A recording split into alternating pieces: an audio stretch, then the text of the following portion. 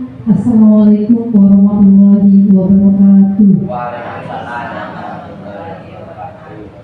Bismillahirrahmanirrahim. Assalatu wassalamu asrofil anbiya'i wal mursalin sayyidina Muhammadin wa ala alihi washabihi ajma'in. Yang terhormat Kepala SMP Negeri 6 Kroya, yang saya hormati Ibu dan Bapak Guru hebat SMP Negeri 6 Kroya beserta staf. Pertama dan yang paling utama, marilah kita panjatkan puji syukur atas kehadirat Allah Subhanahu wa Ta'ala yang telah memberikan kita nikmat sempat dan nikmat sehat sehingga kita dapat berkumpul pada acara diseminasi budaya positif. Perkenankan, saya pembawa acara membacakan susunan acara. Yang pertama pembukaan, kedua sambutan kepala sekolah, yang ketiga inti, dan yang keempat penutup. Agar waktu lebih efisien, mari kita mulai acara yang pertama, yakni pembukaan. Kita buka acara diseminasi budaya positif dengan membaca basmalah bersama-sama.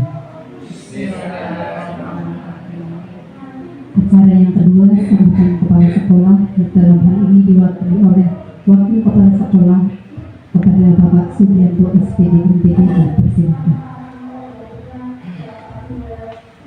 Bismillahirrahmanirrahim. Assalamualaikum warahmatullahi wabarakatuh.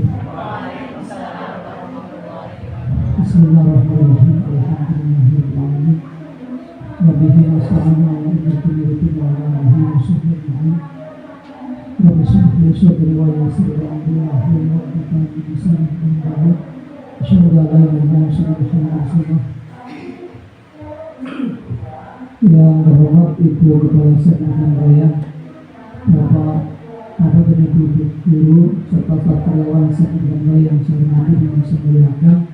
Alhamdulillahirrahmanirrahim. Marilah kita taat-taatinya untuk selalu bersyukur kepada Allah SWT. Alhamdulillahirrahmanirrahim, karena dengan segala lipat rahmatnya kita semua bisa berkumpul di ruang laboratorium komputer di Center Pemberian kita bersama-sama untuk mengikuti acara dari Ibu ke Negara calon guru penggerak angkatan 9, yaitu acara diseminasi budaya positif. Ini kalau tidak salah itu modul 1.4 ya, budaya positif. Jadi budaya-budaya yang menjadi center dan budaya harus diterapkan, budaya positif mulai dari murid sampai semua warga sekolah.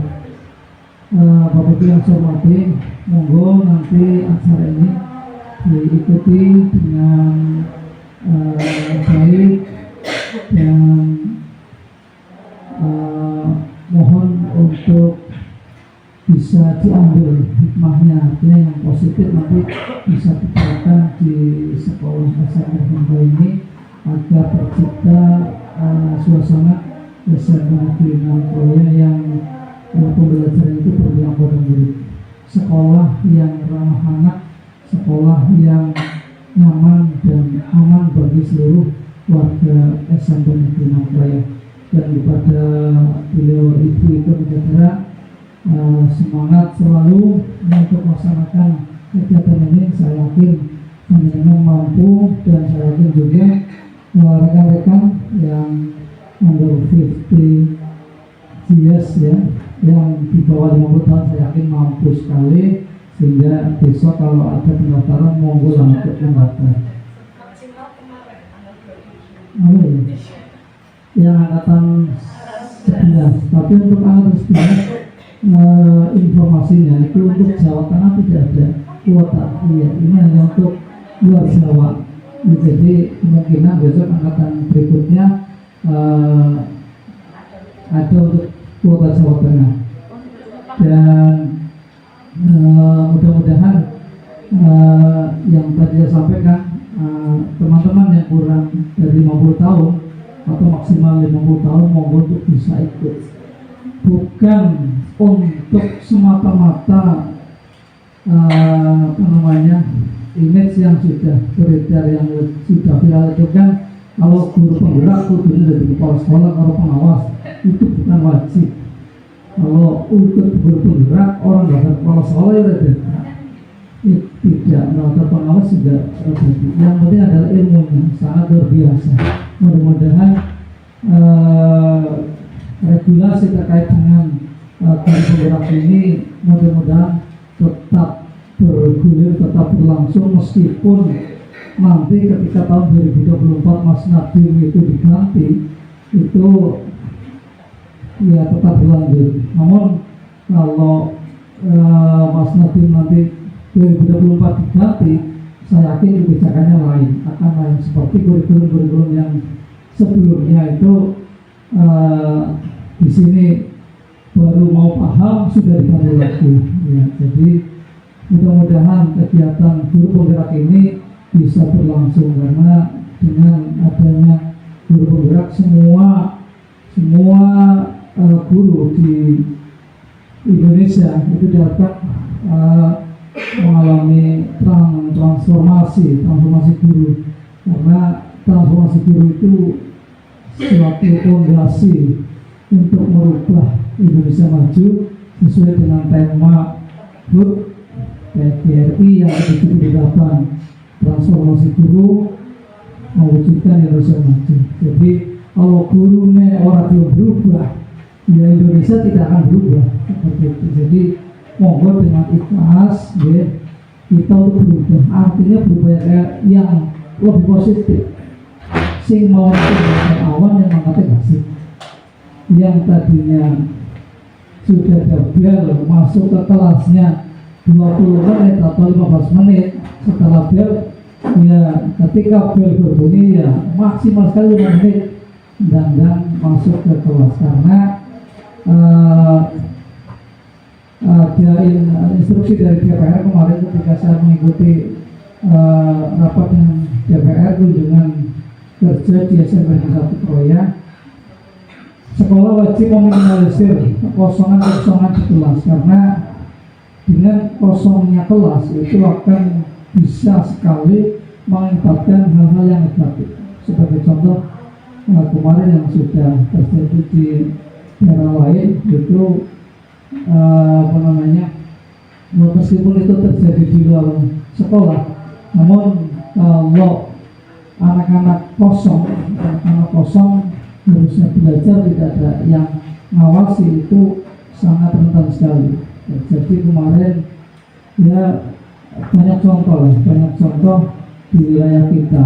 Jadi semaksimal mungkin kalau bisa ya harus bisa ya wajib guru itu masuk ketika ada bel berbunyi. Tentunya saya mengajak saya juga kadang isbel maaf karena ada sesuatu yang bisa kerjakan, atau lagi mulang di depan kepalanya melu rapat tuan kepala sekolah kan bingung, satu dilema. Dan itu yang sering saya tanyakan ketika saya ikut program guru penggerak ya. Jadi bagaimana sih mengatasi yang seperti itu ketika saya harus wajibnya mengajar sama kepala sekolah di telepon harus juga ikut rapat, dan itu satu dilema itu. Dan saya yakin panjenengan semuanya bisa mengatasi hal itu. Yang penting anak itu terkondisikan, jangan sampai anak-anak itu dibiarkan tanpa ada tugas dari Bapak Ibu guru semuanya. Mungkin itu semangat Bu Ika, semangat teman-teman guru yang muda-muda, semangat juga untuk Bapak Ibu guru yang sudah senior. Tentunya tanpa senior biasanya sedang proyek, saya benar-benar tidak akan bisa maju semuanya. Terima kasih. Apabila ada kata saya yang kurang berkenan di hati panjenengan, menyinggung hati panjenengan, mohon maaf sekali, tidak yang dalam, mohon dimaafkan. Saya yakin saya manusia biasa dan kadang ada salah kata, salah ucap, salah tindakan dari saya pribadi. Mohon maaf sebesar-besarnya. Wassalamualaikum warahmatullahi wabarakatuh. Acara yang ketiga yaitu IPTI, yakni diseminasi budaya positif dari calon guru penggerak angkatan 9 kepada Ibu Iko Megatera Putri Hans, SPD MPD, dipersilakan. Baik, Assalamualaikum warahmatullahi wabarakatuh. Selamat pagi Bapak Ibu semuanya. Ya, yang terhormat Ibu Kepala SMP Negeri 6 Proya yang dalam hal ini tadi diwakilkan oleh Bapak Wakil Kepala Sekolah kita Bapak Sugianto SPD MPD. Yang saya hormati Bapak Ibu Guru hebat SMP Negeri 6 Proya beserta staf TU yang saya banggakan dan saya cintai. Pertama-tama marilah kita panjatkan puji syukur kehadirat Tuhan Yang Maha Esa, bahwasanya pada kesempatan pagi hari ini kita masih bisa diberi kesempatan untuk berkumpul bersama di kegiatan saya di acara diseminasi budaya positif, yang dalam hal ini adalah kegiatan ini serangkaian dari pendidikan guru penggerak saya yang masih berjalan separuh Bapak Ibu. Jadi masih ada separuh lagi yang harus saya hadapi. Mudah-mudahan saya kuat, mohon dukungannya Bapak Ibu. Mudah-mudahan saya bisa melaksanakan ini dengan baik. Salawat serta salam senantiasa kita junjungan kepada Nabi kita Muhammad SAW yang akan kita nantikan syafaatnya di yaumul qiyamah. Amin ya rabbal alamin. Baik Bapak Ibu sekalian, sebelum kita mulai saya pengen cek semangatnya dulu lah ya. Jadi tadi kayak Richard, semangat ya, harusnya semangat besar ya gitu ya. Ya, kita cek semangatnya ya Bapak Ibu. Coba ketika saya bilang tepuk semangat, terus kemudian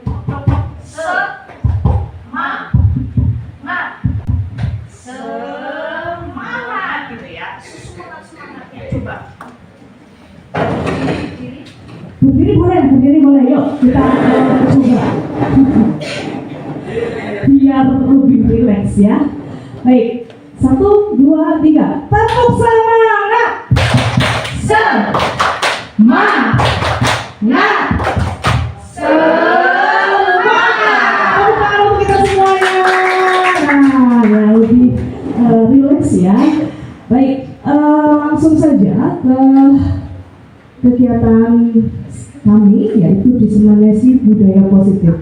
Diseminasi, kalau tadi ada yang merevisi saya, kayaknya diseminasi loh gitu. Tapi ternyata ada ahli bahasa yaitu Bu Jumila dan Bu Atik, ternyata yang betul adalah diseminasi. Diseminasi itu adalah penyebaran hal baik ya, yang kita dapatkan untuk hasil yang lebih baik juga seperti itu.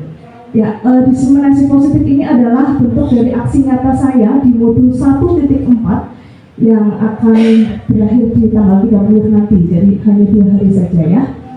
Nah, budaya positif, apa sih budaya positif? Ya, nanti akan kita simpulkan bareng-bareng ya. Kemudian, apa contoh penerapan dari budaya positif yang telah kita terapkan di sekolah ini? Apakah sudah ada Bapak Ibu? Kira-kira Mbak sudah ya? Contohnya apa? Boleh saya tahu budaya positif yang ada di sekolah kita? Misalnya kalau saat masuk ke gerbang sekolah, iya, anak-anak salaman salaman, iya, kegiatan 5 asik, senyum, salam, sapa, dan sopan santun. Baik. Yang berikutnya, konsep inti dari budaya positif dari kegiatan ini yang akan kita bahas adalah yang pertama, perubahan paradigma belajar ya, perubahan paradigma belajar, kemudian ada disiplin positif, kemudian ada motivasi perilaku dari manusia, kemudian ada kebutuhan dasar manusia, posisi kontrol guru, keyakinan kelas, dan yang terakhir adalah segitiga restitusi. Saya yakin dari ke-7 ini kita sebenarnya sudah melakukan sebagian, tetapi mungkin belum dimantapkan saja seperti itu. Dalam hal segitiga restitusi nanti kita akan coba analisis. Sebenarnya kita sudah melakukan, tetapi mungkin dari segitiga itu bolak-balik, terbolak-balik, yang harusnya adalah mengidentifikasi kesalahan, kemudian kita melakukannya validasi dulu dan sebagainya.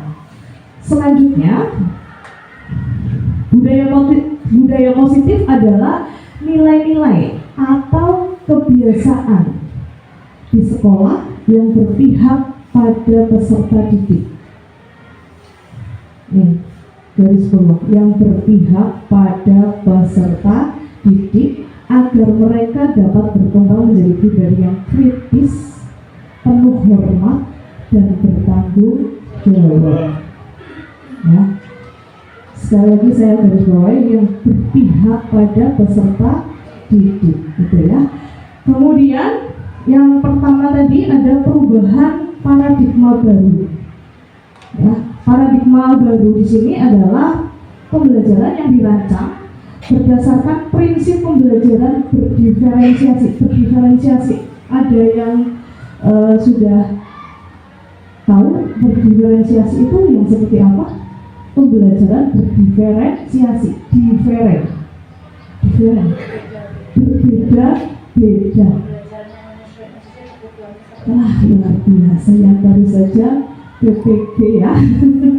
Tentang untuk Bu Jumira, ya, berdiferensiasi, itu adalah usaha guru untuk memenuhi kebutuhan murid yang berbeda-beda. Perlu kita sadari bahwa itu kebutuhan murid kita memang berbeda-beda. Ada yang ditinggal bapak ibunya ke luar negeri, ada yang ada orang tuanya tetapi sering cekcok dan lain sebagainya. Kemudian ada yang sama baik dan lain sebagainya.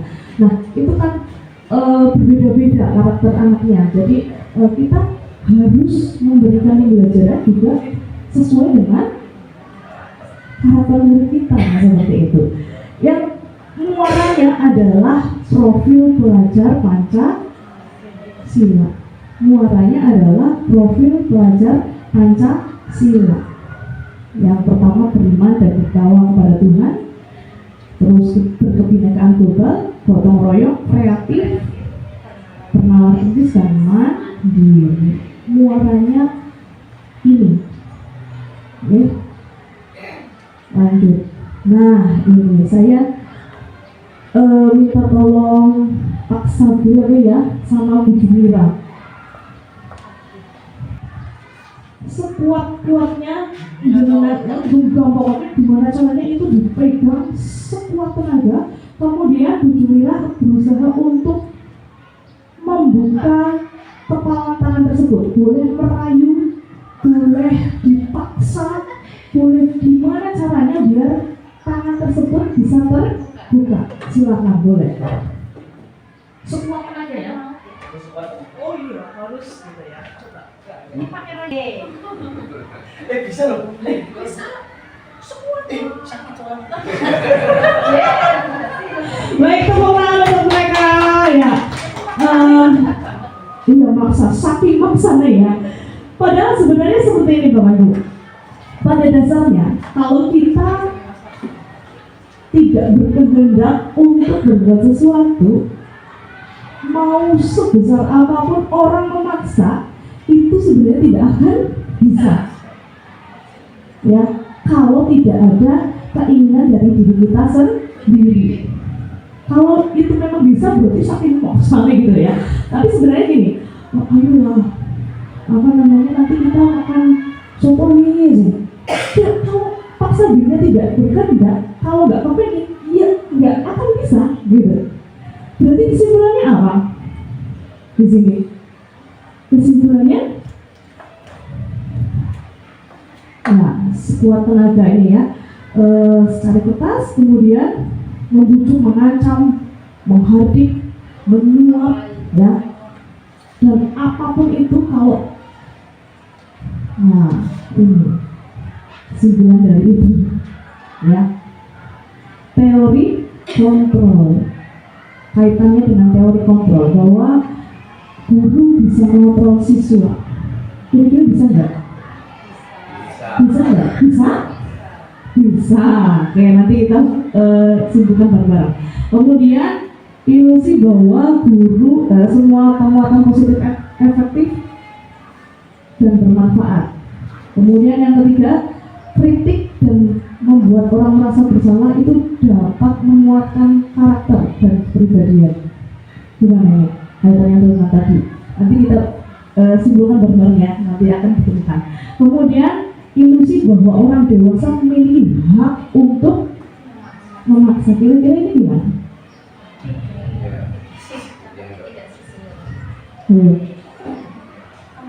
Orang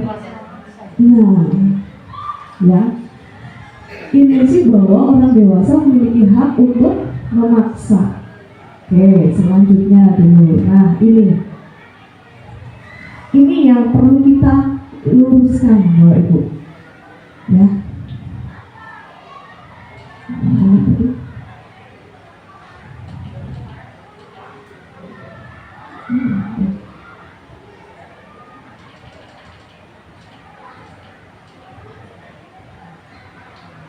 Kita mencoba mengubah agar orang berpandangan sama dengan kita.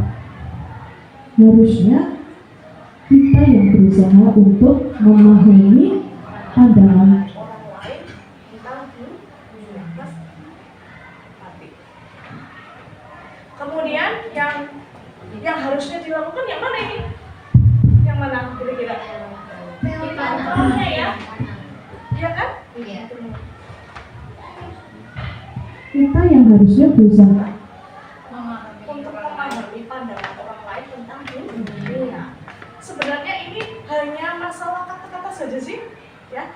Kemudian yang berikutnya adalah perilaku buruk dilihat sebagai sesuatu kesalahan. Positifnya adalah semua perilaku memiliki tujuan. Jadi kalau anak salah, misalnya yang ini saya contohkan ke anak yang salah, terus perilaku buruk, sebenarnya belum tentu. Tujuannya Memang anak itu perilakunya buruk itu belum tentu. Mungkin tujuannya apa di sini, misalnya mencuri beras, misalnya, atau mencuri uangnya temannya. Dan tujuannya untuk apa? Oh, mau sekolah di sana ini kita pakai, ternyata kena. Nah ini. Kemudian yang berikutnya adalah orang lain bisa mengontrol saya. Tadi yang kaitannya dengan tadi. Lah kalau yang ini positifnya adalah hanya Anda yang bisa mengontrol diri Anda sendiri. Jadi maka tadi saya katakan sebenarnya orang lain itu tidak bisa mengontrol kita. Kita yang harusnya bisa mengontrol diri kita sendiri. Bu Sri, ini pasnya nih di kecil, Bu.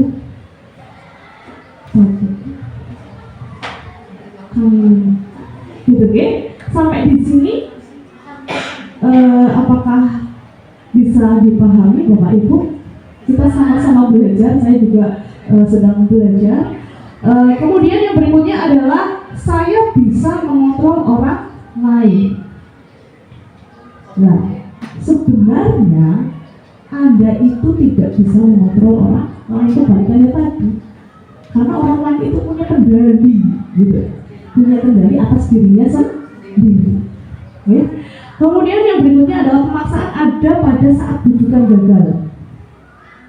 Nah, yang positifnya adalah gimana caranya kolaborasi dan konsensus bisa menciptakan pilihan-pilihan yang baru. Jangan memaksakan, tetapi marilah kita berkolaborasi. Kemudian yang terakhir adalah model pemikiran menang atau kalah diubah menjadi model berpikir yang menang.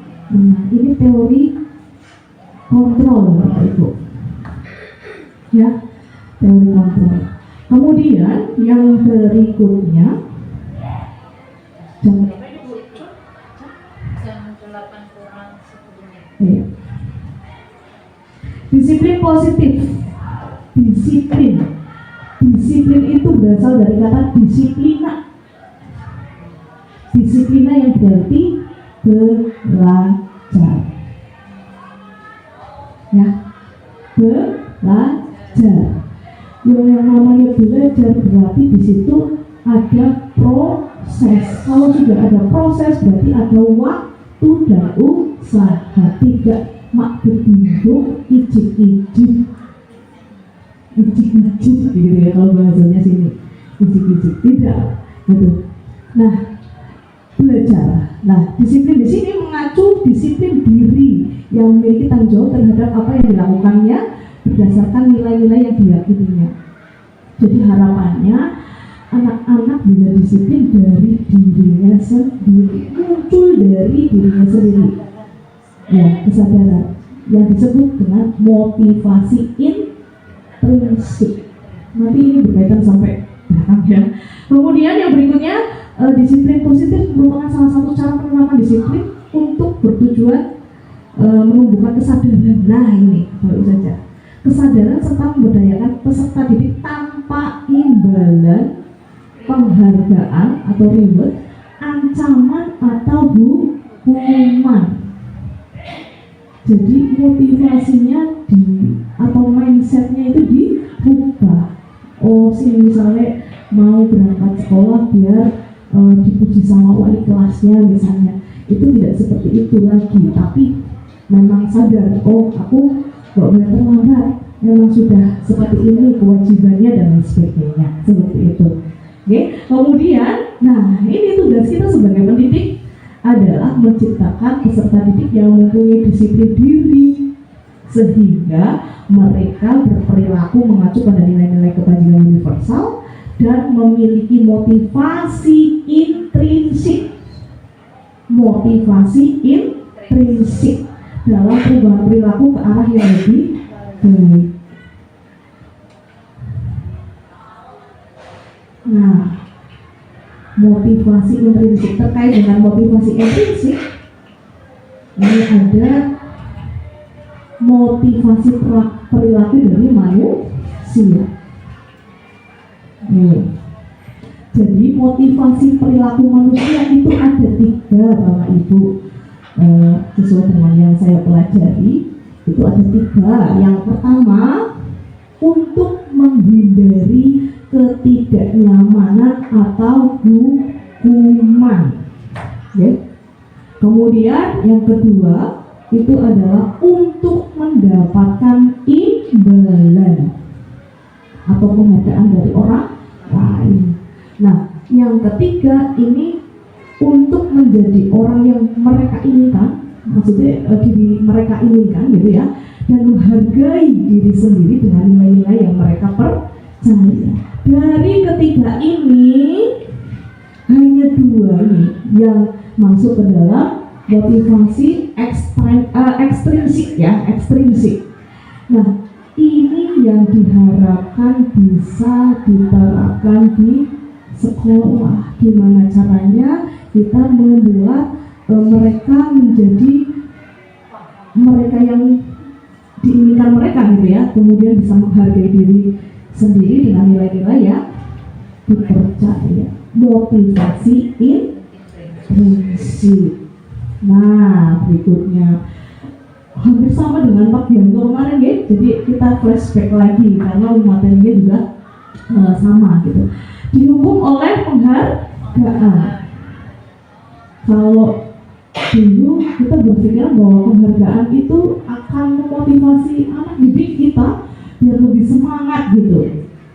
Tetapi pada kenyataannya, menurut Alfikon itu penghargaan berlaku sama terhadap hukuman.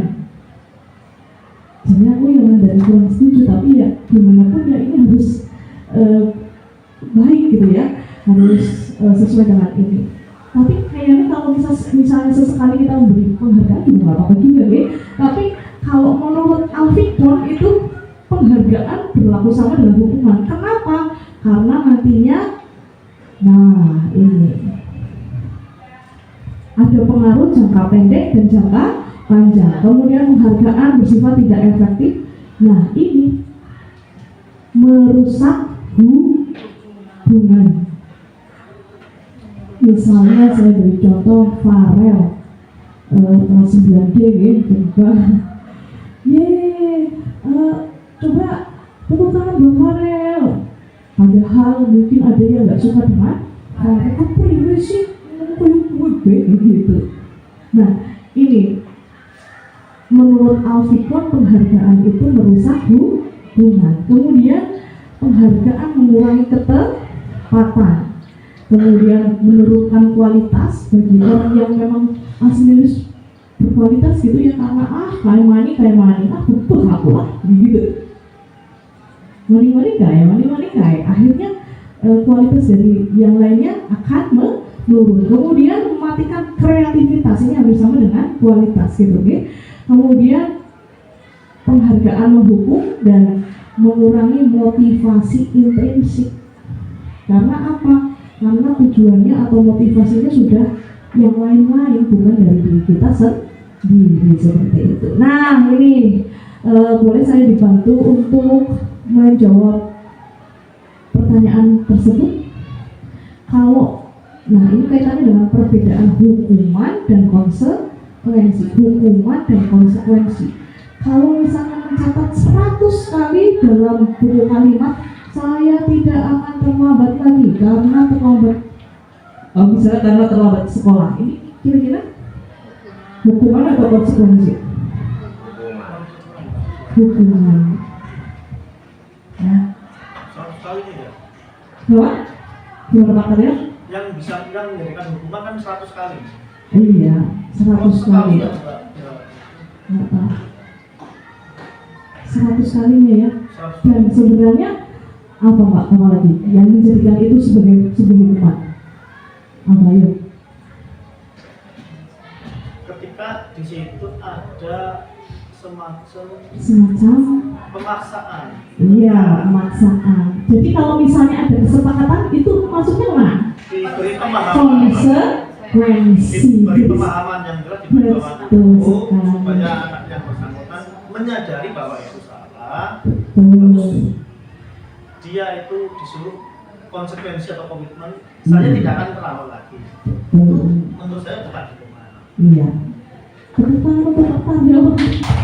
Bulan ini saya benar-benar mengundang guru BK di sini, Bu Sri, Bu Sewu, jadi kita biar bisa belajar bareng, Kemudian yang berikutnya adalah nih, lari mengelilingi lapangan basket 2 kali karena terlambat hadir di sekolah.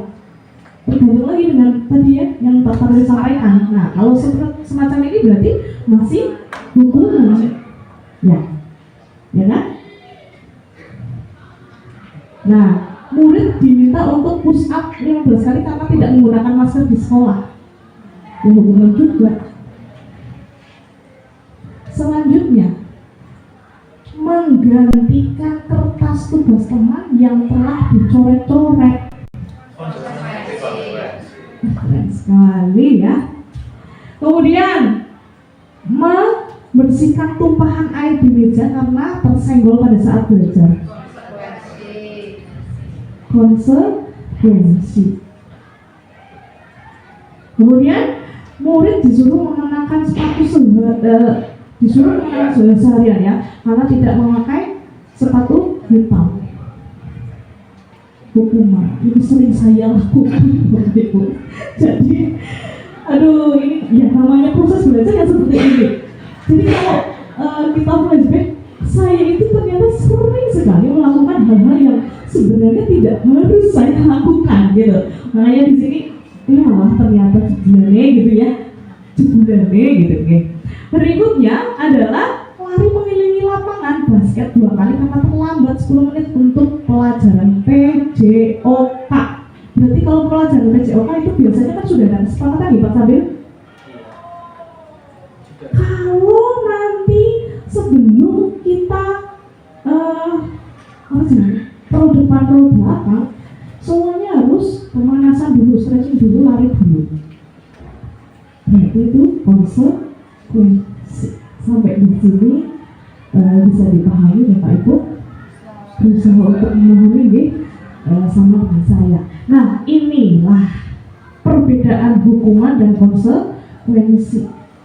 Kalau hukuman itu sesuatu yang menyakitkan itu harus terjadi, ya, yang menyakitkan di sini dari bawah. Kalau konsekuensi sesuatu memang harus terjadi, walaupun mungkin sakit atau tidak, tapi memang itu sudah ya terima saja gitu. Kemudian anak sakit secara fisik maupun hati dalam jangka waktu yang panjang. Dalam jangka waktu yang panjang.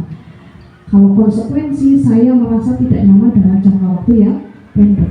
Berkuis lalem begitu. Karena memang sudah ada sama. Saya cerita sedikit Bapak Ibu. Dulu saya pernah memecahkan gelas ukur di SMP. Namanya guru IPA-nya Bu Salbia, biasanya nggak ada. Oh, Bu Ambar, gelas ukur. Nah, cerita lagi ya, nggak apa-apa. Terus kemudian saya bisa ditunjuk-tunjukin. Oh, nggak bisa. Kamu harus mengganti ini. Begitu. Dan sampai detik itu tuh masih terngiang sekali. Kamu harus ganti gelas ukur itu. Gimana caranya? Nggak tahu. Pokoknya Bu Guru mau itu harus sudah ada besok Senin. Masih ingat sekali. Terus habis itu saya nangis sama bapak ibu saya. Pak, Bu, saya memecahkan gelas ukur bunga nih sama ibu Nevi. Cuma dulu kan gitu. Kalau misalnya berbuat salah, justru kita nih yang dimarahin gitu. Lu kamu sih nggak hati-hati. Ternyata gelas ukur pada saat itu harus jauh sekali di Purwokerto. Rumah saya kan di Mandiri, jadi desa saya di Banjarnegara. Nah itu ternyata di mana-mana itu tidak ada. Di Purwokerto pun hanya ada satu toko yang menyediakan gelas ukur itu. Kayak utang nanti becak, berangkatnya ngebis, kemudian naik becak dan sebagainya. Sampai detik ini itu masih terngiang. Bahkan wajahnya pun Bu Salbia itu masih teringat sekali, seperti itu. Nah ini kaitannya dengan hukuman gitu ya. Kemudian kalau konsekuensi jangka pendek, tunai berkue ya, karena merasa salah dan sebagainya ya hilang. Nah yang berikutnya anak menguji kedisiplinan. Kemudian yang konsekuensi itu anak lebih menghargai disiplin. Ini perbedaannya. Kemudian kalau hukuman bersifat paksaan, urusan kayak gitu ya. Kemudian ini bersifat tanggapan atau stimulus. Yang berikutnya mendorong anak menyakiti diri sendiri, ini yang berbahaya. Biasanya mungkin ada sini bunuh diri dan lain sebagainya karena ya. Terus kemudian ada yang kalau konsekuensi mendorong anak mudah menyesuaikan diri. Kemudian ini konsep diri yang buruk, kalau ini konsep diri yang baik. Selanjutnya anak belajar untuk menyembunyikan kesalahan. Nah ini nih Pak, Bu, berusaha untuk menyembunyikan kesalahan. Justru bahaya loh. Itu justru bahaya. Kalau kita terang-terangan, Pak maaf ini. Nah kalau misalnya umpet-umpetan justru yang berbahaya. Kalau di sini anak belajar untuk mematuhi, berusaha untuk mematuhi peraturan. Nah, yang terakhir marah, kemudian rasa bersalah, dipermalukan, gitu. Kemudian merasa tak dihargai, langsung kayak gini ya, gitu ya. Nah, kalau konsekuensi biasanya memang kehilangan hak, kemudian dibuat tidak nyaman juga. Tetapi diasingkan untuk sementara tidak sampai gitu ya. Inilah perbedaan hikmah dan konsekuensi. Selanjutnya Bapak Ibu agak cepat lagi karena anak-anak kita juga sudah menunggu di luar. Apa masih bersih-bersih? Masih bersih-bersih ya? Harusnya ya maksud santok Harusnya ya. Tapi memang kena situasinya gitu. Ya, kebutuhan dasar manusia. Nah ini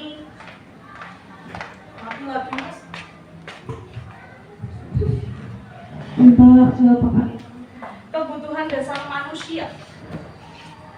Kebutuhan dasar manusia adalah segala sesuatu yang kita lakukan untuk mendapatkan apa yang kita inginkan, atau seluruh tindakan yang kita lakukan memiliki tujuan tertentu, dan semua usaha yang terbaik yang kita lakukan adalah dalam rangka memenuhi kebutuhan dasar kita bertemu ya. Nah, menurut William Glasser, kebutuhan dasar manusia itu ada 5. Oke, yang paling krusial adalah yang ini, bertahan hidup. Jadi kita dalam hidup juga membutuhkan rumah dan sebagainya, bertahan hidup. Kemudian ada rasa kasih sayang atau rasa diterima. Kemudian kebebasan. Kemudian ada kesenangan. Mulanya kalau ada anak-anak, saya tahu banget yang namanya Novanda kelas 9A. Mesti ketika sudah beli itu biasanya masih bermain bola. Coba perhatikan ya Bu, ternyata kalau kita belum belajar ini di situ baik gitu. Ternyata setelah belajar ini saya judulnya kayaknya kesenangannya Novanda memang olahraga. Kesenangan Novanda itu kayaknya olahraga. Coba kalau suruh voli, suruh apa sebenarnya ini? Bal-balan. Dan luar biasa semangat. Nah, ini masuk ke dalam kesenangan. Lanjut. Nah, ini bertahan hidup. Makan. Jadi saya itu kalau ngajar di jam pertama itu sudah saya lakukan kemarin tahun lalu sebenarnya. Hal yang pertama kali setelah berdoa, saya biasanya tanya, sudah sarapan atau belum anak-anak? Belum. Baik, kalau belum silahkan dikoordinir membeli sarapan. Saya di kelas 9D, anak walinya Bu Eni dulu. Karena saya di jam pertama hari Selasa masih ingat, itu mesti saya tanya, udah sarapan apa belum? Ya udah, sana dikoordinir sih beli itu namanya Aditya sama itu ya, itu yang kecil. Titik operasi apa kemana gitu. Nah, sebulan ada benernya juga saya ya, karena apa, kebutuhan dasar manusia adalah makan. Sama halnya ketika saya ngajar makan, selemer. Ya begitu, orang bakal fokus ngajar itu enggak akan. Ya itu nggak bisa dipungkiri. Kalau ada yang menyalahkan, misalnya belum sarapan terus lagi sarapan bunga, ya jangan. Gitu, okay? Nah, marilah kita kembali belajar bahwa kebutuhan dasar anak juga ini makan, kemudian tempat tinggal misalnya di sekolahnya, sekolah yang nyaman, itu tidak ada ancaman dari siapapun dan lain sebagainya. Kemudian kesehatan, kemudian ini apa ini, rasa senang juga gitu, bertahan hidup gitu. Kemudian yang berikutnya adalah kasih sayang dan rasa ingin diterima. Ini juga saya masih belajar banyak. Ya gimana, kadang bocah bikin emosi gitu ya. Kalau kita lagi keadaannya posisinya baik sih nggak apa-apa, bisa. Tapi kalau kitanya berarti gimana caranya? Kayaknya kitanya dulu deh yang dipenuhi semuanya. Satu, pikirannya harus senang dulu kesini, gitu kayaknya. Kalau misalnya di sini harus berdoa dan sebagainya, akhirnya korbannya murid. Padahal murid orang dia apa lagi jadi gurunya marah-marah apa sih gitu ya. Sebenarnya gitu. Kemudian apa namanya? Makan. Ya harus suara dulu, kita harus kenyang dulu. Sebelum kita mengajar, kayaknya memang butuh kita juga gak? Iya, biar fokus, lebih fokus. Inilah kasih sayang dan rasa ingin diterima. Anak-anak membutuhkan ini. Ya. Kemudian, nah ini dari guru maupun teman-temannya juga. Makanya tugas kita adalah memastikan bahwa kelasnya baik, hubungannya gitu ya, kondusif dan lain sebagainya. Yang berikutnya adalah kebebasan. Nah ini yang agak sulit juga, bahwa anak-anak juga butuh kebebasan. Jadi biasanya bal-balan kelas gitu ya. Aku jadi ketumpul banget. Tapi ya gimana? Memang mereka dalam masa-masa yang seperti itu. Ya, gitu loh. Kadang-kadang kita pulang gitu ya. Bertolak belakang. Tapi memang harus. Makanya kita belajar itu walaupun sulit, tetapi nggak apa-apa, namanya proses. Kemudian kesenangan, nah seperti yang saya sampaikan tadi bahwa Novanda senang ada bol-bolan, baik, mana bol-bolan, baik, kemudian puli, baik, kalau perlu pernah saya gini, pakai matahari, apa nggak panas gitu, panas bu, tapi senang. Ini sebulannya, ya ini sebulan ini ada senang baca, fotografi, dan lain game mungkin, ya, iya, ada yang senang jalan-jalan, ada ya, bila-bila keluar, boy, sampai ya, oh iya, sama, pasang biasanya, iya, itu. Nah, ini yang berikutnya adalah penguasaan. Anak juga membutuhkan kebutuhan ini. Kepengennya adalah saya bisa tampil, saya bisa lebih dari temannya dan lain sebagainya. Seperti itu, walaupun tidak terlihat secara langsung. Berikutnya, nah ini kalau ini ada studi kasus Bu Ambar. Sama ya. Bu Ambar seorang guru di SMPN Sukamaju sedang bingung menghadapi ulah salah satu muridnya di kelasnya, yaitu Doni. Benar ya.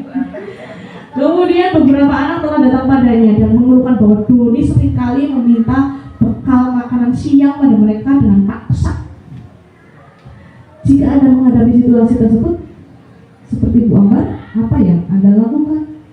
Menurut Anda kira-kira apa alasan Doni melakukan hal itu terkait dengan kebutuhan dasar manusia?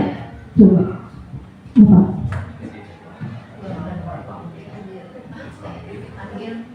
Ya, Pak Pri boleh mencoba untuk ya kita coba untuk dipanggil anaknya itu sendiri, terus kita bicara secara dari hati ke hati kenapa sampai terjadi seperti itu. Kemungkinan tadi alasan-alasan nanti kan akan muncul pada anak, atau memang karena isengnya dia, kesenangannya dia, ataupun memang karena dia betul-betul salah lapar. Kemungkinan itu seperti itu. Kemungkinan anak kan seperti itu. Iya, baik, terima kasih Pak Pri sudah mencerahkan. Ya itu ya, ada dua kemungkinan, memang iseng benar-benar apa? Benar-benar lapar. Saya kira tapi banyak yang memang karena lapar juga ada ya, gitu. Seperti itu, oke? Ya, terima kasih Pak Pri. Yang selanjutnya adalah 5 posisi kontrol guru. Nah ini yang membuat saya benar-benar tertampar, gitu ya. Tertampar. Yang pertama adalah sebagai penghubung. Kemudian yang kedua adalah sebagai pembuat rasa bersalah. Yang ketiga sebagai teman. Yang keempat sebagai pemantau. Yang kelima sebagai manajer. Manakah kira-kira yang paling sesuai dan perlu kita terapkan dari kelima ini? Teman, pemantau, dan Teman, pemantau, dan manajer. Mari kita lihat bersama-sama ya. Jadi semuanya ini mempunyai plus minusnya. Nah, kalau menjadi teman mungkin akan lebih kepenak, tetapi anaknya sekarang gitu, ya. Kemudian buat rasa bersalah, hanya sedikit saja, sebentar saja dan sebagainya. Nah, ini ada contoh kasus kaitannya dengan 5 posisi kontrol dulu. Kasusnya adalah siswa tidak memakai atribut lengkap saat upacara bendera. Kalau sebagai penghukum ini adalah hormat pada bendera selama 1 jam. Kita tahu nggak bahwa anak itu lagi belum sarapan, terus rumah lagi urut, orang tuanya lagi berantakan dan sebagainya, nggak tahu ya. Pokoknya ini hormat gitu ya, gitu.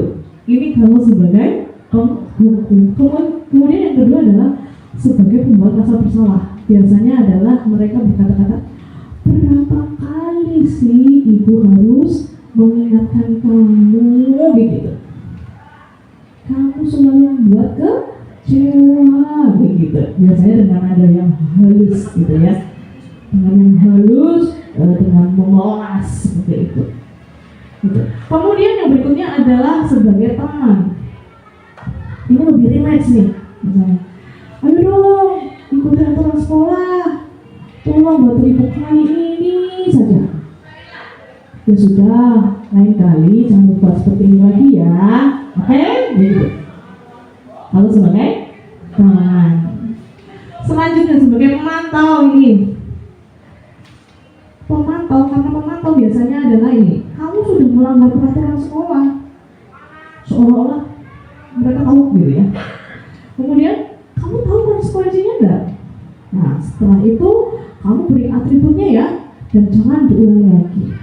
Itu sebagai pemantau. Kemudian yang terakhir sebagai manajer. Kata-kata yang biasanya, apakah kamu tahu kesalahanmu? Malah balik takut. Kalau nasi gimana? Gitu ya. Kemudian setelah itu kira-kira bagaimana cara kamu memperbaiki kesalahanmu? Gak tahu juga, ini masalah ya. Tapi ini harus dicoba karena posisi inilah yang harus kita terapkan Bapak Ibu. Jadi harapannya anak itu mempunyai kesadaran dari dirinya sendiri serta mempunyai motivasi dan mempunyai penyelesaiannya juga sendiri, gitu. Tidak kita yang menyelesaikan, tapi anak yang menyelesaikan, gitu. Jadi sebenarnya kita lebih gampang, tapi angel ya dilakukan. Nah ini coba. Yang pertama adalah kasus hukum. Bukan ada suara tinggi. Sering saya lakukan ini juga ya. Saya ini. Saya dengan ada suara tinggi bahwa satu mata melotot. Nah, harus bisa dibayangin ya, bisa bayang apa gitu ya. Kemudian jari menunjuk-nunjuk dan menghargai. Di sini ada kata-kata terlambat lagi. Pasti terlambat lagi. Ya, selalu datang terlambat. Jadi kayak supaya nggak ada toleransi gitu ya. Kemudian kapan sih kamu bisa datang tepat waktu gitu. Nah, kira-kira gimana nih kalau murid seperti itu kan guru, kira-kira gimana?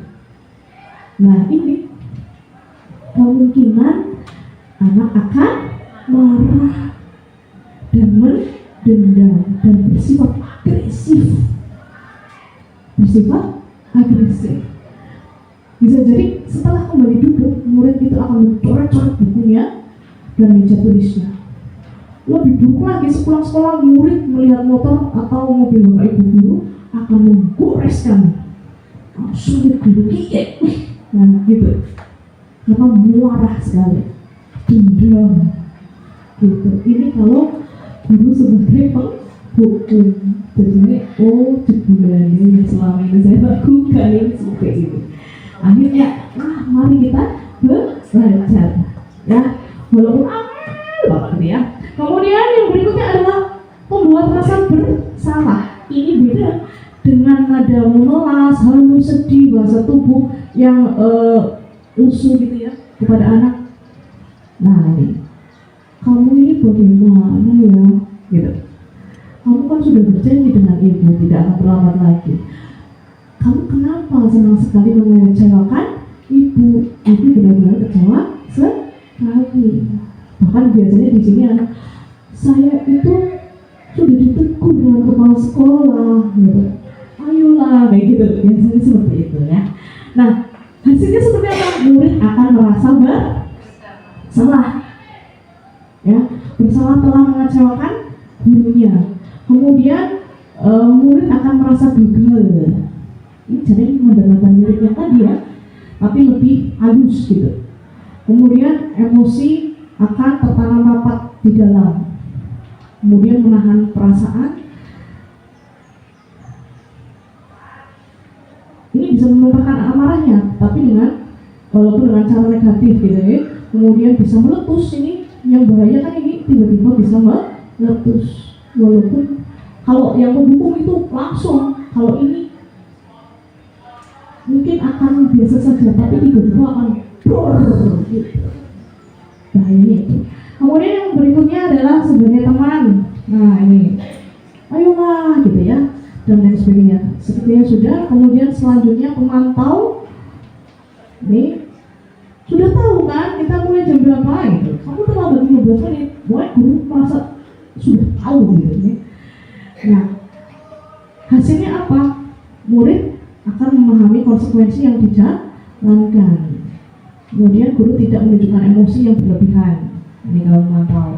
Tetapi kekurangannya dari posisi kontrol dengan sebagai pemantau ini, guru akan memantau terus dari awal sampai akhir dipantau, karena dia yang membuat seperti itu, gitu kan?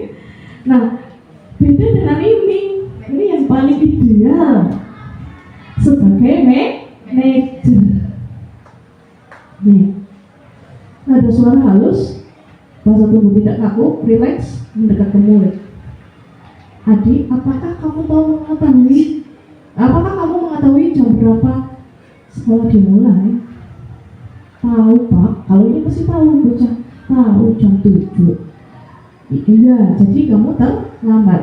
Kira-kira bagaimana kamu akan memperbaiki masalah tersebut?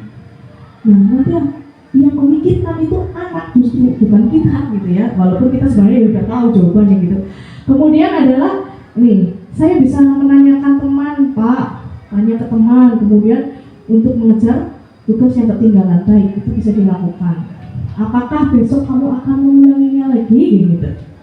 Tidak Pak, saya akan hadir tepat waktu. Berarti kan dia yang berjanji.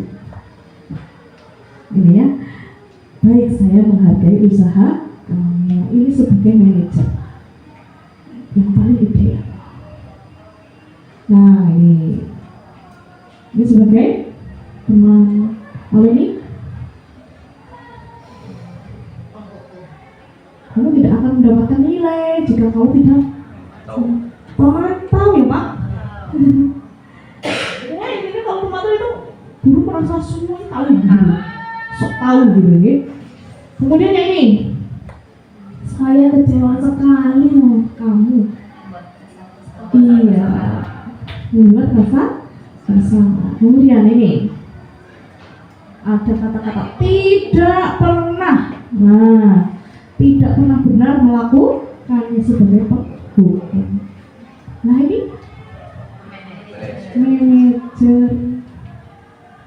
Lalu gimana posisi kita? Mari kita berefleksi, ya kan? Mari kita berefleksi. Yang mana gitu? Kalau saya sih jujur ya, ini pertama gitu ya. Kalau dulu saya gitu sebagai penghukum. Kalau sekarang ya belajar gimana caranya.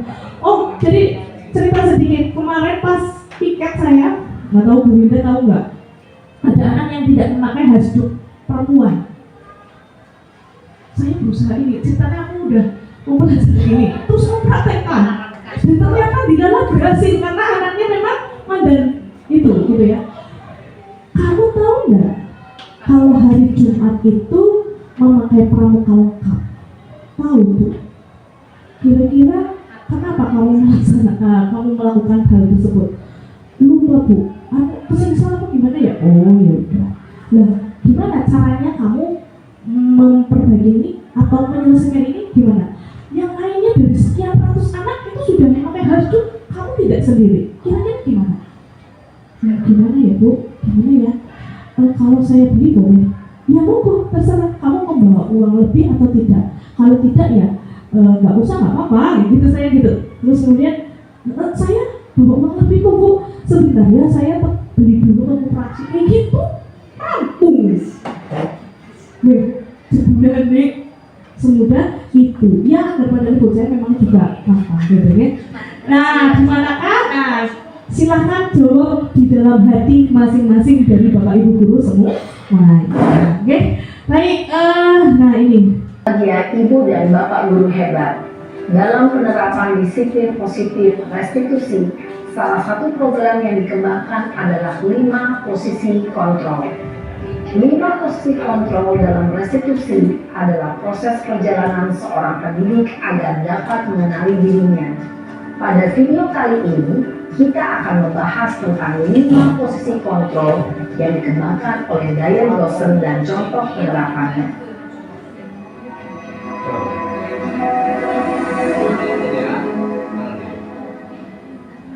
Lima posisi kontrol itu adalah 1.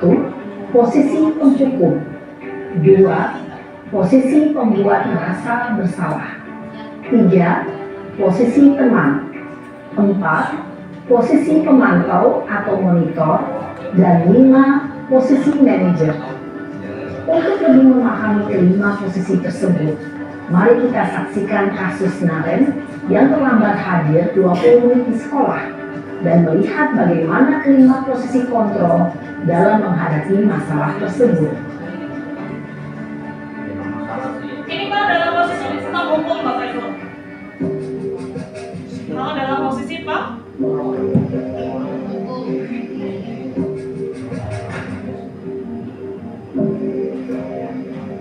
Naren! Sini kamu! Ini aku, gitu ya Pak. Selamat pagi Iya. Bu. Selalu terlambat.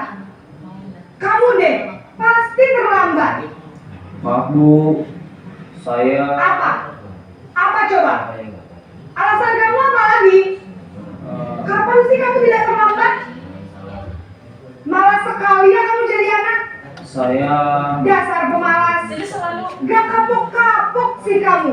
nggak punya. Sudah berapa kali terlambat? Iya, tidak punya kesempatan. Sana, kamu keliling lapangan basket 2 kali.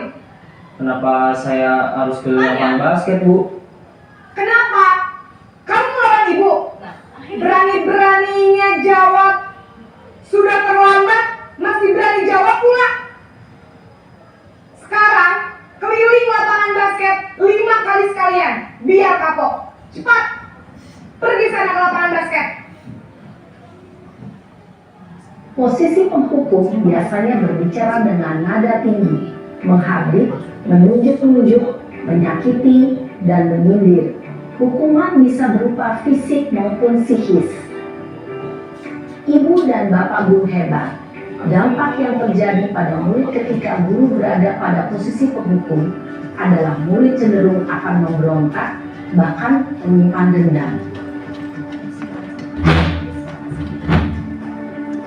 Jika posisi membuat rasa bersalah.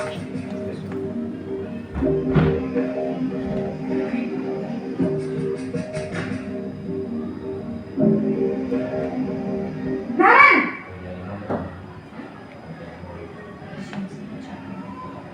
Selamat pagi Bu. Naren. Kamu kenapa terlambat lagi, nak? Ya Tuhan, Naren. Kamu senang ya bikin ibu susah ya? Kalau kamu terlambat lagi, nanti ibu yang ditegur bapak kepala sekolah, Mas. Disangka ibu tidak bisa membina kamu. Duh, gimana ini? Maaf Bu. Duh Gusti Naren. Kamu suka ya kalau ibu ditegur bapak kepala sekolah?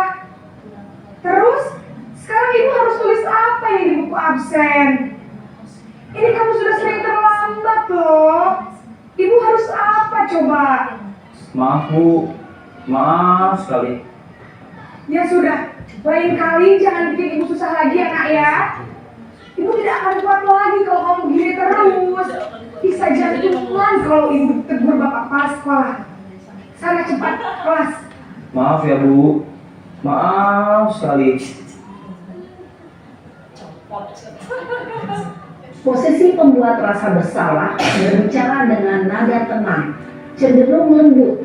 Namun kata-kata yang diutarakan membuat murid merasa menjadi orang yang gagal, memandang buruk dirinya sendiri, merasa tidak berharga, dan tidak sanggup membahagiakan orang lain. Ketika guru mengambil posisi pembuat rasa bersalah, murid akan menganggap dirinya yang bersalah dan ia akan menyimpan emosi negatif tersebut di dalam dirinya.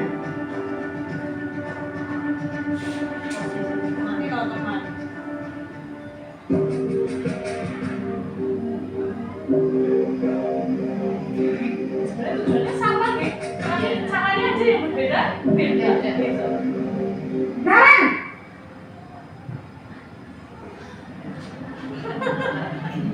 Selamat pagi Bu. Wah, sudah jam berapa ini nak? Terlambat lagi ya sayang. Iya Bu. Habis ibu saya lupa membangunkan saya Bu. Kamu malah menyalahkan ibu kamu. Lebih Kamu relax. bukannya anak yang larinya paling kencang. Kok terlambat sih?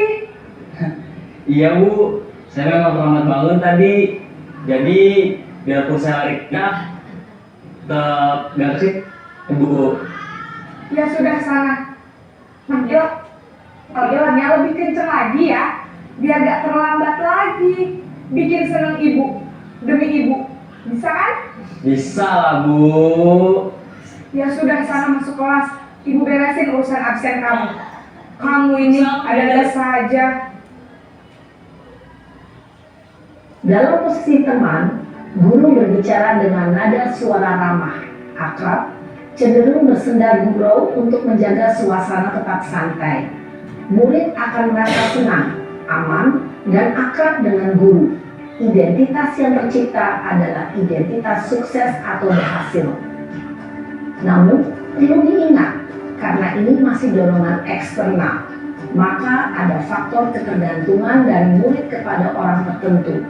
Di sini, guru absennya, sehingga di lain waktu, murid bisa berperilaku baik, namun hanya kepada orang-orang tertentu saja.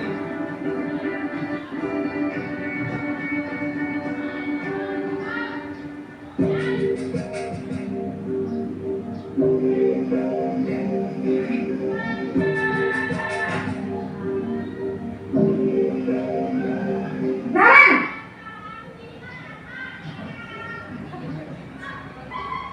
Selamat pagi Bu.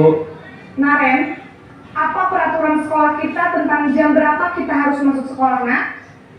Kita Lebih formal. harus di sekolah jam 7 Bu. Iya betul, sekarang sudah jam 7.20. Naren sudah tahu konsekuensinya jika terlambat hadir. Paham Bu. Saya harus tinggal kelas pas jam istirahat selama 20 menit. Iya benar, konsekuensinya demikian. Jadi nanti jam 9.30 pas istirahat, kamu harus tinggal di kelas, kerjakan tugas tambahan untuk ketertinggalan kamu, ya? Jadi Baik, balik Bu. guru lagi kan? Repot kan? Posisi pemantau mengandalkan penghitungan atau data untuk mengontrol murid. Guru mengarahkan murid berdasarkan peraturan dan konsekuensi. Seorang pemantau menunjukkan bahasa tubuh dan ekspresi wajah yang datar dan cenderung formal. Ini yang paling diharapkan.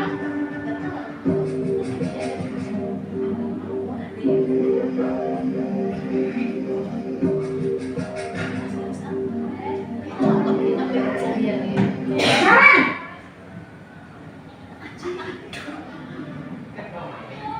Selamat pagi Bu. Selamat pagi, Naren. Maaf Bu, saya terlambat. Iya, sekolah masuknya jam 7, sekarang sudah jam 7.20. Jadi sekarang bagaimana ini, Naren? Maaf Bu, saya lupa setel alarm saya semalam. Baiklah, menurut kamu, keyakinan sekolah yang mana yang perlu kamu tingkatkan? Menghargai diri sendiri dan orang lain mungkin ya Bu. Setuju. Jadi, apakah Naren meyakini prinsip saling menghormati tersebut? Iya Bu, saya meyakininya. Apakah Naren bersedia memperbaiki masalah keterlambatan ini? Bersedia Bu. Bagaimana kamu akan memperbaiki masalah keterlambatan ini? Saya akan coba untuk tidak lupa menyetel alarm saya Bu. Baik, kalau Naren lupa menyetel alarm di rumah, ada orang yang kira-kira bisa bantu mengingatkan tidak? Ada Bu, kakak saya, Kak Emma. Ada lagi selain Kak Emma? Selain Kak Emma, ada ibu saya. Baik, jadi yang mengingatkan Naren adalah Kak Emma dan ibu kamu ya? Kira-kira akan mulai setel alarm kapan nih, Naren? Setelah pulang sekolah, akan segera saya lakukan. Baik, jadi Naren akan setel alarm untuk bangun besok pagi dan akan diingatkan oleh kakak dan ibunda Naren ya. Ada lagi yang mungkin perlu dilakukan, Naren? Agar tidak terlambat bangun lagi. Tidak ada Bu. Baik, Naren. Terima kasih untuk kerjasama kamu. Sekarang kamu perlu kembali ke kelas untuk belajar. Baik Bu, terima kasih. Posisi manajer adalah posisi kontrol yang disarankan untuk membimbing murid memiliki sikap disiplin yang positif, yaitu murid yang mandiri, bertanggung jawab, dan dapat memecahkan masalah. Tujuan dari posisi ini adalah agar murid dapat berefleksi atas tindakannya. Guru akan dengan tulus memberikan pertanyaan-pertanyaan bermakna, sehingga membuat murid dapat belajar dari kesalahannya dan mencari sebuah solusi untuk menyelesaikannya. Ibu dan bapak guru hebat setelah mengamati adegan Itu tadi ya. Itu tadi ada contoh 5 posisi kontrol sebagai seorang guru yang disarankan agar diterapkan oleh kita adalah yang manajer. Tujuannya apa? Biar anak memiliki kesadaran dari dirinya sendiri dan punya penyelesaian dari dirinya mereka masing-masing gitu ya. Berikutnya yang berikutnya adalah keyakinan sekolah. Tadi kan ada keyakinan apa yang kira-kira kamu langgar tadi gitu ya. Nah, ini keyakinan sekolah. Keyakinan sekolah atau keyakinan kelas. Kenapa bukan peraturan sekolah? Kira-kira?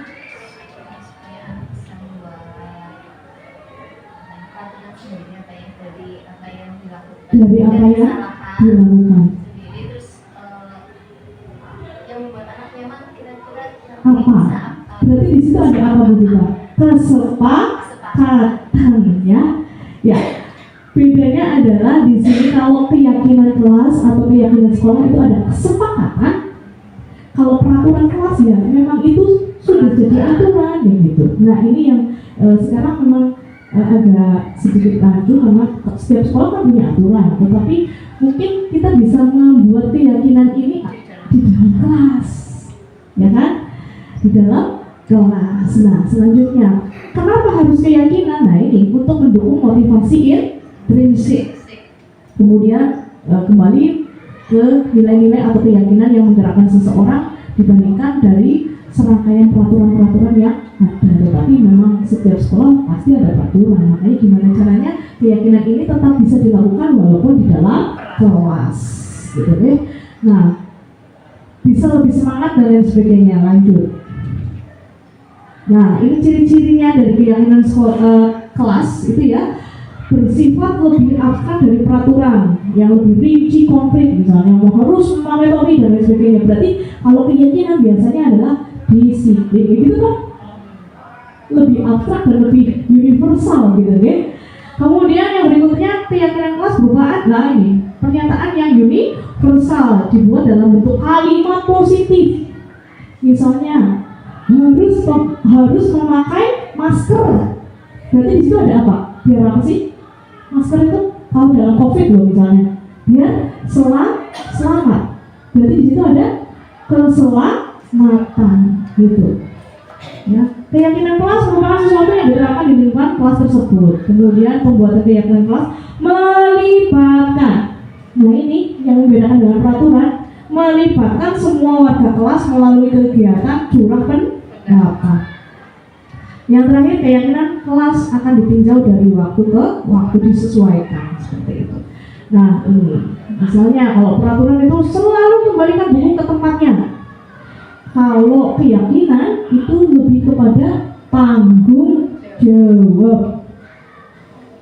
Nah, kemudian dilarang mengganggu orang lain. Berarti di sini menghormati orang lain. Jadi lebih universal. Kemudian hadir di sekolah 15 menit sebelum belajar dimulai. Berarti masih menghargai orang lain. Kemudian dilarang melakukan kekerasan. Ini di sini adalah keselamatan atau menghormati orang lain. Kemudian dilarang menggunakan narkoba. Apa? Kesehatan. Kemudian bergantian menunggu giliran, menghormati, saling menghormati atau bersabar. Kemudian, nah ini contoh keyakinan kelas yang kemarin berusaha saya buat untuk kelas saya, yaitu kebersihan. Jadi bebas ya, mau aspek mana yang harus diterapkan gitu. Kalau saya kebersihan nomor 1, karena kalau guru masuk di situ posisinya nggak bersih lah, betah gitu kan. Kebersihan nomor 1 di sini adalah menjaga kebersihan dan kerapihan kelas gitu. Iya cukup ya akhirnya ya. Kemudian yang kedua adalah toleransi. Ini kemarin sedikit ada toleransi yang kurang di kelas saya gara-gara kas. Nah, kas dari mereka, oleh mereka, dan untuk mereka kok ribut. Akhirnya saya gini, orang kas-kasan ya udah bapak, karpet. Simpelnya saya nggak mau ada perpecahan di kelas itu. Ini nih toleransi. Gitu. Kemudian yang ketiga adalah semangat. Harus selalu semangat dalam belajar dan mengerjakan tugas. Kemudian yang berikutnya adalah disiplin. Disiplin dalam masuk kelas dan keluar kelas. Kemudian jika keluar kelas mau minta izin, nggak bludas-bludus. Oke. Kemudian sopan santun, gimana caranya dengan guru ya, dengan ngomongnya bahasa Indonesia dan dengan teman yang merasa saling mengumpat dan lain sebagainya gitu. Kemudian tanggung jawab. Nah ini tidak, di sini tanggung jawabnya adalah tidak membawa gadget kecuali gitu ya, kecuali ada instruksi dari guru tertentu. Itu kaitannya dengan tanggung jawab. Nah berikutnya restitusi, hampir selesai nih. Restitusi adalah proses menciptakan kondisi bagi murid untuk memperbaiki kesalahan mereka sehingga mereka bisa kembali kepada kelompok mereka. Jane ya sidang lah ceritanya Bapak Ibu. Tetapi sidangnya itu ketika setelah anak disidang itu mereka masih punya rasa percaya diri untuk kembali ke komunitasnya mereka gitu. Biasanya kalau anak dipanggil BK itu kan jadi minder. Nah ini restitusi tujuannya adalah mereka bisa kembali kepada kelompok mereka dengan karakter yang lebih kuat, tidak minder, tidak yang lain-lain gitu oke. Kemudian ini cepat aja, identitas gagalnya. Kalau hukuman ini perbedaan konsekuensi restitusi dan hukuman. Kalau hukuman menyakitkan, kalau tadi kan sudah ya. Nah kalau restitusi itu memberi pilihan. Ya seperti yang tadi di kemarin kira-kira ini kok gitu. Biarkan mereka berpikir gitu.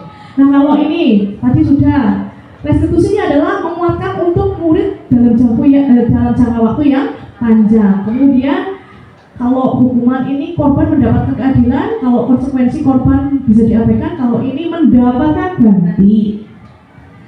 Kemudian yang hukuman itu murid merasa tersakiti, ya, kalau hukuman tersakit gitu ya. Kalau konsekuensi tidak nyaman. Kalau restitusi mendapatkan kekuatan. Oke. Kemudian kalau ini bersifat agresif, kalau konsekuensi hanya bertahan dalam jangka Penguatan hanya bertahan dalam jangka waktu yang pendek. Nah, ini masalahnya terpecah. Dan selanjutnya, nah ini kalau hukuman misalnya saya loncat aja, peraturan adalah kamu harus. Kalau konsekuensi, apa peraturannya? Tanya dong. Lah kalau ini menanyakan apa yang diyakininya, kemudian gimana cara menyelesaikan masalah. Kalau restitusi. Kemudian yang terakhir adalah murid akan membenci peraturan kalau hukuman. Kalau konsekuensi, murid akan menghormati. Beda ya? Beda. Membenci dan menghormati. Kemudian kalau ini menghormati dirinya sendiri, juga orang lain. Nggak hanya peraturannya saja, tetapi dirinya sendiri dan orang lain gitu.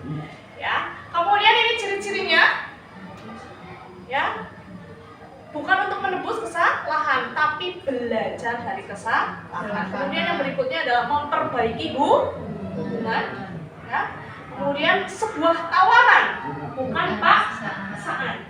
Oh harus ini? Enggak. Tapi gimana gitu ya. Kemudian restitusi menuntut melihat ke dalam diri. Motivasi intrinsik gitu ya. Kemudian restitusi mencari kebutuhan dasar yang mendasari tindakan. Mencari kebutuhan dasar yang mendasari tindakan. Kenapa sih ngelakuin ini kue? Gitu. Aman.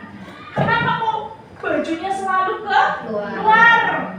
Ternyata mungkin dia punya alasan gitu ya. Tidak muang, tidak pengen dimasukkan. Gitu. Yang perlu dipahami. Kemudian restitusi diri adalah cara yang paling baik. Nah, kalau restitusi itu fokus pada karakter bukan tindakan. Kemudian restitusi fokus pada solusi. Gimana solusinya? Biar selesai. Nah, selanjutnya yang terakhir adalah mengembalikan murid yang berbuat salah pada kelompoknya. Seperti yang saya sampaikan, kalau habis dipanggil BK, itu minder, tidak percaya diri. Tapi kalau sudah direstitusi, fine aja, gitu ya. Ya, berikutnya ini, kalau hukuman bersifat tiba-tiba, duduk. Kalau konsekuensi terencana atau disepakati. Kalau ini menciptakan kondisi murid yang memperbaiki kesalahan dan selanjutnya.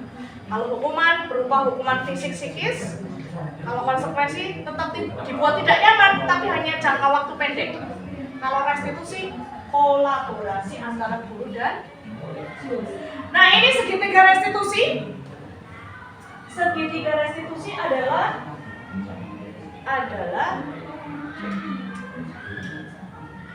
suatu proses dialog yang dijalankan oleh guru agar mendapatkan hasil murid yang mandiri dan bertanggung jawab. Seperti yang tadi sudah disampaikan. Tujuannya adalah mandiri dan bertanggung jawab. Caranya adalah yang pertama menstabilkan identitas. Kan murid sudah salah tuh. Jangan. Murid dipanggil, hai, apa kabar gitu. Ben stabil dulu identitasnya. Baru kalau sudah naik ke validasi tindakan yang salah. Katanya tadi dari ada laporan dari BPK, katanya kamu seperti ini ya. Iya. Kenapa? Nah, ini validasi tindakan yang salah. Kalau sudah seperti itu baru kira-kira kamu berbuat seperti itu sesuai dengan keyakinan kelas kita enggak? Tidak, misalnya anak gitu kan. Kira-kira apa yang diyakininya gitu. Lalu nanti mencari sebagai ini sudah pernah kita lakukan lah ya. Apalagi Bu Sri itu saya kira sering sekali. Cuma mungkin tidak sesuai dengan ini banget gitu loh. Ini kan segitiganya seperti ini. Biasanya kita langsung validasi tindakan ya. Salah dulu. Ini teori gitu. Tapi harusnya distabilkan. Kemudian, nah ini stabilkan identitas. Ini contoh kata-katanya ya. Contoh kata-katanya adalah berbuat salah itu wajar. Kemudian saya juga pernah melakukan kesalahan, gitu. Kemudian kamu berhak rasa seperti itu, distabilkan dulu. Ini. Kemudian yang kedua, validasi tindakan yang salah. Baru tanya tuh, kamu kayak gini pasti punya alasan kenapa sih? Aduh, kalau ini kamu patut bangga karena kamu sudah melindungi diri sendiri atau sesuatu yang penting dari kamu. Kemudian yang terakhir adalah melakukan karena mempertahankan sesuatu yang penting bagimu. Misalnya kok marah-marah, misalnya si sama sebenarnya Natania marah-marah karena dicontekin terus, gitu. Saya marah-marah, gitu. Pasti punya alasan yang kuat kenapa harus marah-marah. Kemudian yang ketiga adalah menanyakan keyakinan. Nah ini, kira-kira apa keyakinan kelas kita dan selanjutnya? Kamu ingin orang yang seperti apa, menjadi seorang seperti apa?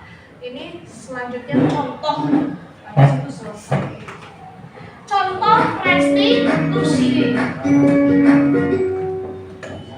Salam dan bahagia Ibu dan Bapak guru hebat. Pada video kali ini kita akan membahas tentang salah satu program mulai dengan diri sendiri. Saya bisa jadi lebih sabar, mengambil waktu jeda untuk berpikir mau apa selanjutnya. Kira-kira kamu bersedia memperbaiki masalah ini tidak? Bersedia, Pak. Kalau kamu memperbaiki masalah ini, kamu akan menjadi orang seperti apa? Saya akan menjadi orang yang bertanggung jawab kali ya, Pak. Dan senantiasa proaktif. Iya.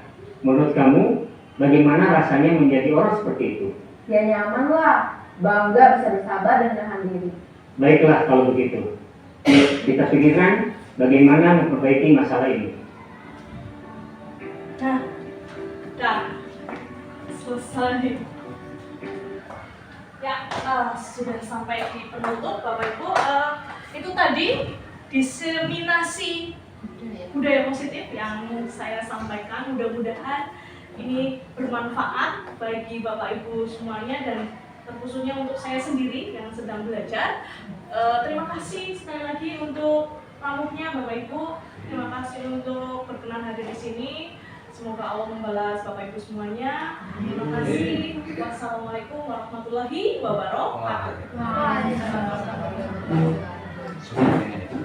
Jadi, saya tadi, kamu dipanggil sama tadi Bu Bibah ya? Iya. Ya. Jadi gini Rudi, tadi Bu Bibah itu laporan ke saya bahwa katanya kamu datang terlambat gitu. Kira-kira apakah benar itu Rudi? Iya Bu, tadi pagi saya bangunnya kesiangan. Oh, bangunnya kesiangan gitu. Kenapa bangun kesiangan? Tadi malam tidurnya sampai jam 1. Tidurnya sampai jam 1 ya? Iya. Ngapain itu? Sampai Main jam game Bu. Main game. Oke. Main game apa biasanya? Mobile Legends. Mobile Legends. Iya. Oke. Karena main game, habis itu kamu bangunnya kesiangan. Terus tadi sampai sekolah jam 7 lebih berapa? 15 ya tadi ya? Iya. Iya. Seneng ya main game ya? Kalau malam lebih asik Bu. Oh gitu ya. Oke, Rudi, Ibu paham ya kalau main game itu memang bikin kita lebih senang, lebih fresh dan lain-lain ya. Tapi kamu harus tahu juga, harus bisa memanage waktu gitu ya.